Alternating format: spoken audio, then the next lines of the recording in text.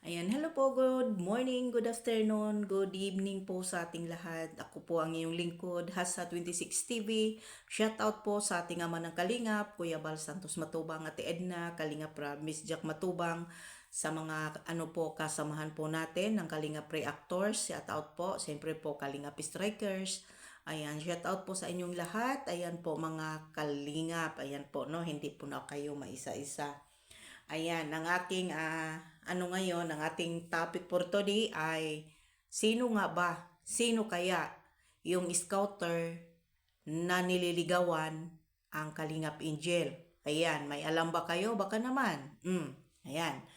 Balitang-balita po kasi dito sa loob po ay scouter nang liligaw sa kanya pong beneficiary. Ayan, nililigawan po. Totoo kaya? Para sa akin naman, wala naman sigurong problema kung nasa tamang edad na po at wala pong problema yung scouter, hindi siya pamilyadong tao. At basta po ay nasa tamang edad ay basta po ay tapos na sa pag-aaral yung beneficiary. Yan po ay parang bawal po yata. Correct me if I'm wrong, parang bawal ata or parang hindi yata. No? Yun lang. Para sa akin, wala. For me, no? Hindi ko lang alam kung ano opinion ninyo, no? Para sa akin po, mga kalingap, wala naman problema kung liligawan. Basta lang po ay nasa mabuti po na na nakapagtapos pag-aaral, nasa tamang edad na yung angel, yung Kalingap Angel. Tapos basta ang scouter po ay hindi po siya pamilyadong tao. Yan lang po. Dahil wala naman problema talaga kung talagang totoo siyang naligaw or talagang wag kung sikat yung angel, nagtrending yung angel.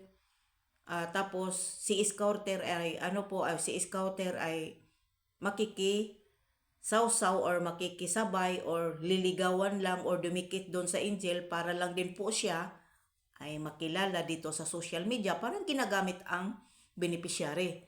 No? Yung parang ganon. No? Na gagamitin ng beneficiary para siya ay makikilala si scouter, para sumikat si scouter. Lalong-lalo na po sa ating mga Kalingap Angel ngayon na nagtrending, no? Na alam naman po natin na talagang as in na maraming nagmahal na mga sponsor, mga supporters, ayan. Yun lang po ang pangit po na na ligawan lang para gamitin. Pero kung ligawan mo lang, kung sakali, kung totoo po, kung sakali ligawan mo, kung nag-aaral pa naman, dapat i-ingranyo mo siya sa pag-aaral. Tapos, iahon sa hirap, tulungan mo siya, yung i-guide mo siya ng maayos, yun po yung para sa akin.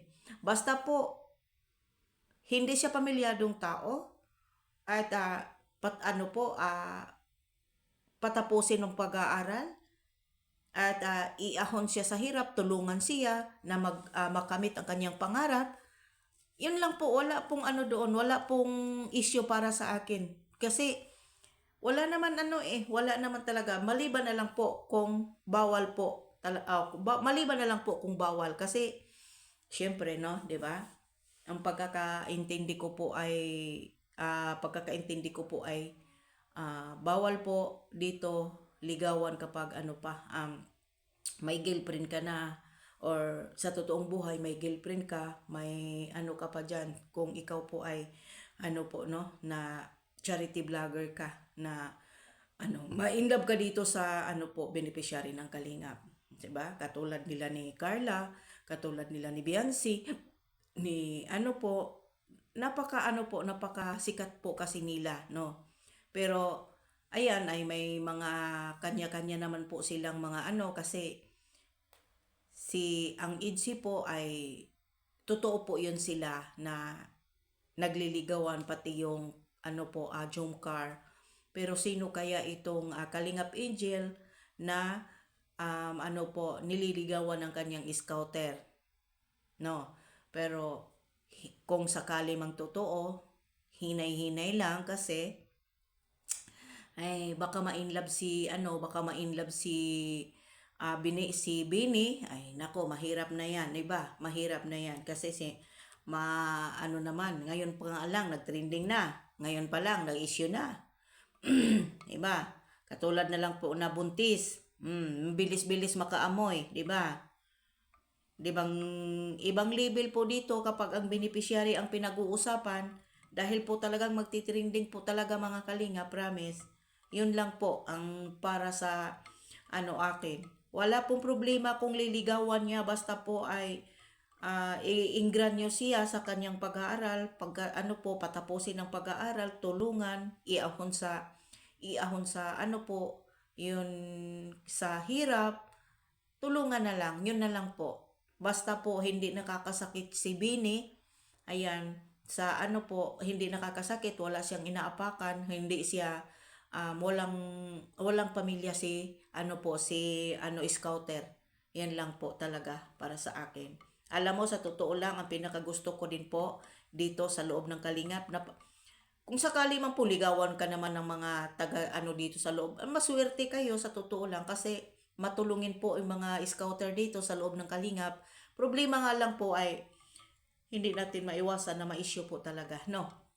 Ayan, thank you so much po sa lahat and God bless po, no? Ayan, maraming salamat po pala sa mga lahat ng suporta, no? Sa amin, sa Kalingap Strikers po. Ayan, God bless po sa ating lahat and I love you and ingat po tayo lahat.